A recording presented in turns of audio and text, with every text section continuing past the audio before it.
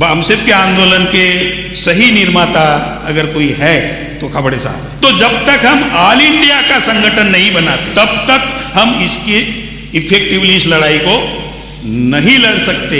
कि जब तक इस समाज के हाथ में इस देश की सत्ता नहीं आती तब तक हमारी समस्याएं हल होने वाली नहीं है। कैडर के सिवा ये नहीं हो सकता। क्यों नहीं हो सकता? इसलिए नहीं हो सकता कि डेमोक्रेसी में लोगों को आपके विचार के बनाना, और अगर कैडर पैदा नहीं हुआ तो समाज तैयार नहीं होने। और कैडर को परिपूर्ण करने की जिम्मेवारी हम सबकी है, विशेष रूप से बामसेफ और बामसेफ के माध्यम से जो आप संगठनाएं निकली है उनकी सबकी है। सबसे पहले आज खापड़े साहब का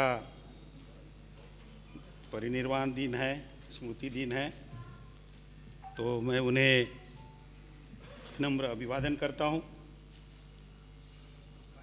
दूसरा, कल यस्टरडे हमारे दूसरे साथी जिन्होंने इस आंदोलन को बढ़ाने में खापड़े साहब का साथ दिया, दीना भामा जी, उनका कल बर्थडे था, तो मैं उन्हें भी विनम्र अभिवादन करता हूं। और साथियों, बामसेफ के आंदोलन के पीछे जो कैडर कैंप के माध्यम से शुरुआती दौर में काफ़ी समझाया जाता था, अभी वो बात लोगों के साथ करते या नहीं कैडर कैंप में मुझे ज़्यादा पता नहीं है, क्योंकि हमारे दूसरे जो ट्रस्टी है मौर्य साहब ने बताया कि यूनिफॉर्मिटी होना बहुत ज़रूरी है। लेकिन एट द रूट बामसेफ के शुरू होने के रूट्स में अगर कोई चीज़ है तो 3 इंसिडेंट है। पहला इंसिडेंट ये है कि डिफेंस इस्टेब्लिशमेंट में जहाँ खापड़े साहब काम करते थे, जहाँ दीना भामा जी काम करते थे, जहाँ कांशीराम जी काम करते थे, तो बाबा साहब के जयंती की छुट्टी डिनाई की गई थी। ये एक इंसिडेंट। दूसरा इंसिडेंट जो है, पूना के जस्ट 20-25 किलोमीटर पे शिवखेड़पुरी करके एक विलेज है, उस विलेज में हमारी महिला के साथ अभद्र व्यवहार किया गया, रेप किया गया, मार दिया गया। ये दूसरा इंसिडेंट। और ये 2 इंसिडेंट के बाद डिफेंस इस्टेब्लिशमेंट के जो हमारे साथी थे वो इकट्ठा हुए, और इकट्ठा होने के बाद स्पेशली जो शेड्यूल कास्ट की कम्युनिटीज के जो लोग थे वो इकट्ठा हुए, और उसमें कांशीराम जी भी थे। और उन्होंने ये बताया गया कि ये जो हो रहा है बाबा साहब की जयंती के अवसर पर जो छुट्टी नहीं दी जा रही है, और ब्राह्मणों के जो जितने भी नेता हैं उनके जयंती के ऊपर छुट्टी दी जा रही थी, तो दीना भामा जी ने उसका कड़ा विरोध किया। और जिस डायरेक्टर ने बोला कि आप ये पेपर है साइन करो, तो दीना भामा जी ने उसको रिफ्यूज किया कि जब तक बाबा साहब के जयंती की छुट्टी नहीं मिलती मैं ये जो पेपर मेरे सामने रख रहे हो मैं इसको साइन नहीं करूँगा। एक तो ये बात। दूसरी बात, ये जब अन्याय अत्याचार की बात आई तब लोग इकट्ठा हुए, कांशीराम जी भी उसमें आए, और जब खापड़े साहब ने ये बताया कि ये जो हो रहा है ये सब अनटचेबिलिटी की वजह से हो रहा है, हमारे साथ ये जो भी व्यवहार हो रहा है ये अनटचेबिलिटी की वजह से हो रहा है, तो कांशीराम जी अनटचेबल तो थे लेकिन उनके साथ कोई अनटचेबिलिटी का व्यवहार पंजाब में नहीं हो रहा था। वो बताया करते भी। और कल परसों डॉक्टर साहब ने भी मुझे बताया कि इस रीजन में, इवन हरियाणा में, उन्होंने मुझे बताया कि अभी कल परसों बताया इवन हरियाणा में अनटचेबिलिटी का व्यवहार नहीं हो रहा था, और फिर रेस्ट ऑफ द इंडिया में ये हो रहा था। तो इसका मतलब ये यहाँ क्यों नहीं हो रहा था, उसके कई दूसरे हिस्टोरिकल कारण हैं। सिखों का आंदोलन है उसके पीछे, जिसकी वजह से उन्होंने उसको डिस्ट्रॉय करने की पूरी कोशिश की थी और वो नहीं हो रहा था। लेकिन दूसरे पार्ट में ये हो रहा था, ये दो इवेंट्स। तो इसलिए तीसरा इवेंट ये मैं मानता हूं इसमें कि खापर्डे साहब ने कांशीराम जी को जो एनिहिलेशन ऑफ कास्ट ये किताब दी। ये कांशीराम जी को क्यों किताब दी? क्योंकि ये कास्ट सिस्टम की वजह से ये हो रहा है, ये अनटचेबिलिटी की वजह से हो रहा है। ये कांशीराम जी को पता नहीं था। ये किसको पता था? ये खापर्डे साहब को पता था, उनको पता था, क्योंकि वो उस व्यवस्था में वो जी रहे थे, तो उनको ये पता था। ये तीन चीजें हैं, ये तीन इवेंट्स है।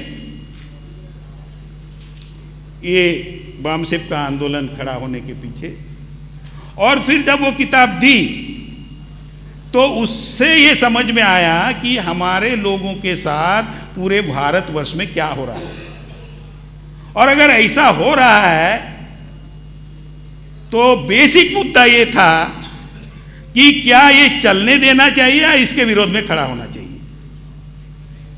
और जब ये खापर्डे साहब को कैसे पता चला? क्योंकि वो जब स्टूडेंट लाइफ में थे तभी बाबा साहब के आंदोलन से उनका संपर्क आया था, और बाबा साहब ने इस दिशा में काफी काम किया है, और ये जाति व्यवस्था को खत्म करना चाहिए, क्योंकि उन्होंने पढ़ा भी था। क्योंकि 1964 का जो इवेंट्स बताते हैं, तो एनिहिलेशन ऑफ कास्ट हो गया, कास्ट इन इंडिया, ये सब चीजें खापर्डे साहब ने पढ़ लिए थे। और इस सिस्टम को जब तक खत्म नहीं करते, ये पूरे भारतवर्ष में हमारे लोगों के साथ ये होता रहेगा। और अगर ये पूरे भारतवर्ष में हमारे लोगों के साथ ये हो रहा है, तो जब तक हम ऑल इंडिया का संगठन नहीं बनाते, तब तक हम इसके इफेक्टिवली इस लड़ाई को नहीं लड़ सकते। और फिर इसी बैकग्राउंड के ऊपर बामसेप की निर्मित हुई। तो इस चीज का जो पूरा श्रेय जाता है वो उस व्यक्ति को जाता है जिसको इसकी समझ थी। कांशीराम जी को समझ नहीं थी, क्योंकि वो उनके जो जिस बैकग्राउंड से वो आ रहे थे वो अलग था। ये बात खापर्डे साहब जानते थे, और इसलिए इस आंदोलन के और इस आंदोलन के, बामसेप के आंदोलन के सही निर्माता अगर कोई है तो खापर्डे साहब है। इस चीज को हमने समझना चाहिए। और फिर ये करने के लिए जैसे कैडर की जरूरत क्या है, क्रांति क्या है, ये चीजें मेरा ख्याल है डॉक्टर इंगोले ने बताया है, हमारे दूसरे ट्रस्टी है मौर्या साहब ने भी बताया है। मैं इसमें ज़्यादा डिटेल में नहीं जाना चाहूँगा। जब ये काम उन्होंने शुरू किया, द लेवल ऑफ कमिटमेंट जो खापर्डे साहब ने दिखाया इस काम के लिए, एक सोशल मूवमेंट को आगे बढ़ाने के लिए, कोई पॉलिटिकल मूवमेंट नहीं थी, ये सोशल मूवमेंट को आगे बढ़ाने के लिए खापर्डे साहब ने पूरे भारतवर्ष में निरंतर दौरा किया है। और इस प्रक्रिया में वो 6-6 महीने की लीव विदाउट पे लेते थे। उनकी फैमिली चलाने में बड़ी परेशानियां होती थी। ये सब उन्होंने इसलिए किया कि वो चाहते थे कि हमारा समाज इससे निजात पाए। और जो बाबा साहब ने, फुले साहब ने अपने समय में जो आंदोलन चलाया था, उस आंदोलन को हम आगे बढ़ाएं, और इसके लिए जो भी कुर्बानी देने पड़ी वो उन्होंने दी। और इसमें जब वो देखा कि एक अनटचेबिलिटी का मामला है, तो फिर इस मूवमेंट को अगर ब्रॉड करना है वैचारिक स्तर पे भी ब्रॉड करना है और जियोग्राफिकल स्तर पे भी इसको ब्रॉड करना है। तो वैचारिक स्तर पर उन्होंने जो डायनेमिक्स ऑफ आइडेंटिटीज है, मोस्टली अनटचेबल लोगों के साथ हो रहा था। तो अनटचेबल लोगों के साथ अगर ये ऐसा व्यवहार हो रहा है और अगर पूरे ऑल इंडिया के अनटचेबल्स अगर हम संगठित करते हैं, तब भी हम इससे निजात नहीं पा सकते। और इसलिए इनको उन्होंने जो भिन्न भिन्न जो कास्ट सिस्टम में जो लोग हैं उनको फिर इकट्ठा करना शुरू कर दिया। और वो डिग्री ऑफ उसको क्या कहेंगे, डिस्क्रिमिनेशन जो है वो कम अधिक मात्रा में सबके साथ हो रही है। और डिस्क्रिमिनेट करने वाले लोग सिर्फ 15% है और हम इस देश में 85% है। इस लाइन पे काम किया एंड ये सक्सीडेड। उन्होंने समझाया लोगों को और उसमें लोग जुड़ते गए। फिर मेरा ख्याल है बहुजन आइडेंटिटी की बात आई। जब बहुजन आइडेंटिटी की और कास्ट सिस्टम में जब भिन्न भिन्न जाति के लोग आने लगे, तो आज भी एक गजब की स्थिति इस समाज में है कि कास्ट हम अभी डिस्ट्रॉय नहीं कर सके। जबकि बाबा साहब ने ये कहा है, एनिहिलेट कास्ट, कास्ट का खात्मा करो। बट रियलिटी क्या है? आज भी हम लोग कास्ट में जीते हैं।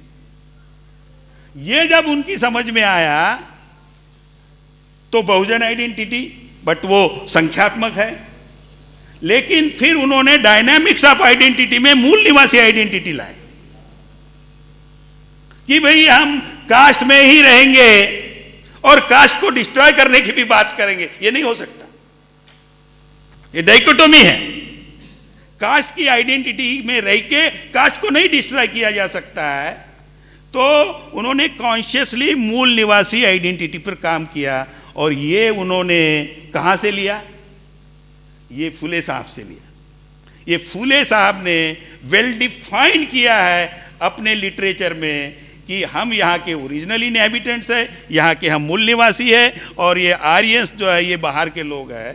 तो इससे हमारी व्यापकता, हम जो 85-90% की जो बात करते हैं, तो यहाँ के जो ओरिजिनल इनहैबिटेंट्स है वो यहाँ 90% है और बाकी जो है 10% है।